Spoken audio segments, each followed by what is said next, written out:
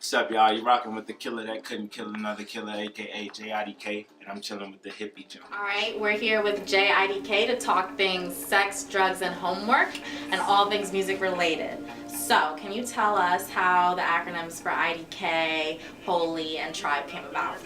IDK,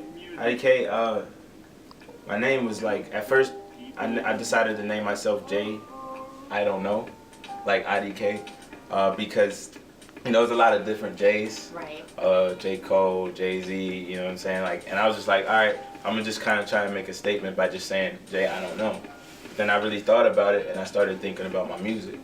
And I realized that, you know, my music has substance, you know what I mean? But then it can also be ignorant.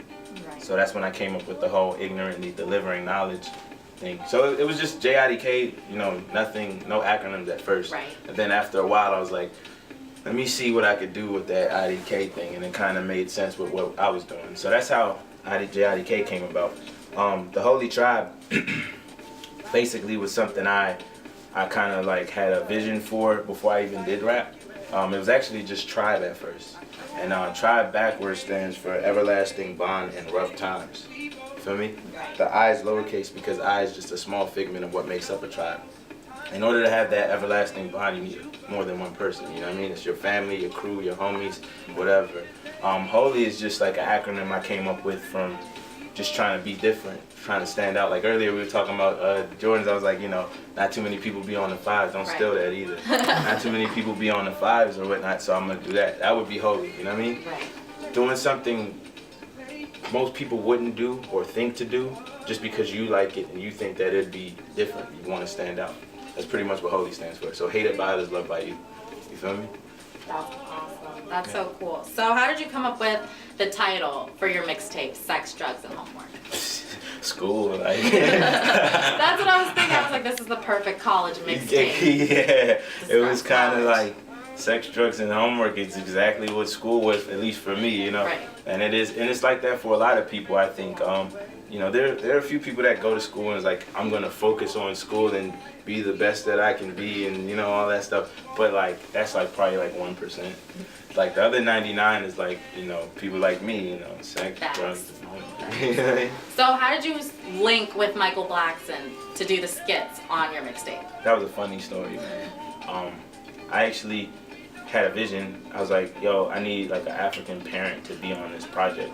I was thinking of doing it myself or getting one of my friends to do it. Then I was like, I need to think a little bit more outside of the box. Who else could I do? Like, let me think of someone who's, you know, actually is a comedian. And I thought about him as like the first person that came to mind. I actually hit up his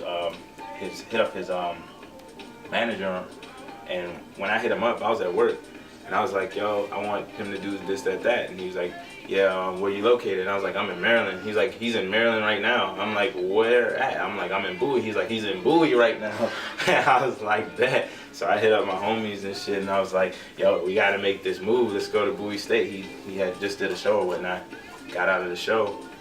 I had talked to his manager. He already knew what was up. They let us backstage. We sat down and made it happen. Like, he did it off the top of his head. Like, I just told him, I was like, this is who you are. Just pretend to be this person, and he killed it. Like, that is crazy. That's so funny because I actually saw the video. Yeah. The skit video. And I was like, this is so funny. So you guys, Holy Tribe, claim that you guys are a movement. So can you explain to the Hippie Junkies what that means to you guys and what movement you guys are trying to spread? Yeah, pretty much like I said before, man. Like, you know, everlasting bond in rough times. Like the people that you have that bond with, the people that you really, really mess with, you know, like fuck with, like your family, your homies. That's kind of like I'm trying to spread unity, you know what I mean, amongst some of my peers. Like we need to get together and really do something positive. For instance, like if you ever look, you see like the upside down pyramid on our stuff. Basically, it basically means like, you know, the pyramid itself, when it's right side up, it's basically the population at the bottom, and the population feeds the elite. And the higher you get up the pyramid, the more narrow it gets because the less people are up there. When you flip it around, it's the elite, the people with the power, feeding the population. You get what I'm saying? And that's really what God's intention is. That's a dope mindset. So now we know who's now we know about the Holy Tribe. So who's actually in the Holy Tribe? Man, it's actually a collective of us. There's a few people. I don't even want to say names because I probably will forget people. But we have production. We have DJs. We have people that do videos. We pretty much have like what you need to, create music. From almost every aspect. And that's pretty much what the Holy Tribe is. Holy Tribe together. But tribe is like, that could be anybody. You know what I mean? Right. So that's pretty much, what that is. It's like a collective group of people who make music. Okay. So did Holy Tribe have any influence on the cover for Sex, Drugs, and Homework? Because it's a pretty intricate. With that, I kind of was just like trying to get people's attention with that cover. You know what I mean? Right. I was like, if I put condoms on my eyes and like, the Molly represents the drugs, like people might see that and think, let me see what the hell this is. You know what I mean? As opposed to me just having words or something that kind of would be like you could overlook that easily. Right. So, are you working on any new projects that you can tell us about? Any new songs? We've seen that you've been in the studio. Oh man, I cannot speak on what I'm working on.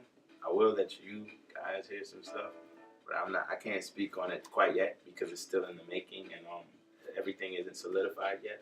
So once that gets down packed, definitely we'll be back. You know what I mean? Okay. So if you could have any dream collaboration with like either a producer or an artist, like what is your dream collaboration? Man, I say this all the time.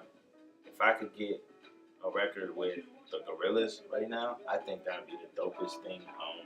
You know what I mean? Only because, it'd be cool to get a rap feature and everything, but I kind of think that a lot of people would expect something like that. You know what I mean? So if the Gorillas are watching, man, hit me, man. The Gorillas? Yeah, man. The email is holytribemanagement@gmail.com.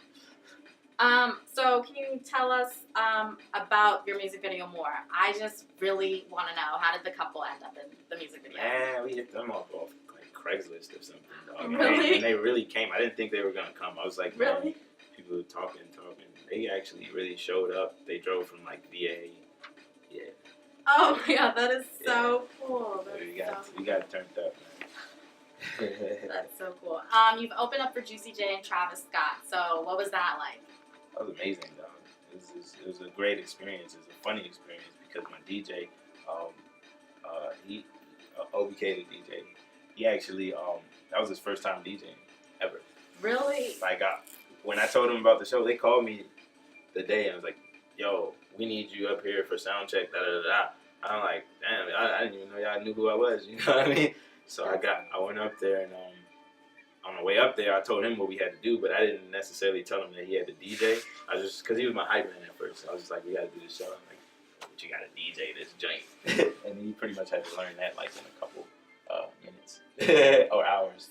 Yeah. That's crazy. Yeah, but it was dope, man. The crowd was lovely. Like, they was feeling me. Like, they liked the songs. Some people knew some of the songs. I knew some people in the crowd. I was like, what's up? So it was tight. How gratifying does that feel when you see, like, people knowing the words to your music? I think it's dope, man. It just shows that things are starting to actually play out and come together, you know what I mean? Like, to me, it just shows that whatever I'm doing must be right, you know what I mean? The music must be at least okay, you know what I mean? For people to actually take the time to learn the words. Right. All right, so in a recent interview, you said that you were listening to 90s music and you mentioned my all-time favorite, A Tribe Called Quest. Are you still listening to 90s music or has it changed? Like, what is JayIDK listening to now? Hell yeah, man. I actually just started, don't ask me no questions about this because I'm still getting it, but I started listening to AT Aliens. You know, I do a lot of, I try not to listen to none of the new stuff right now. I want to listen to some of the things that I think I need to know, like as far as some of the pioneers. For instance, like Big L. Of course, everybody, Jay-Z, all that stuff. Right.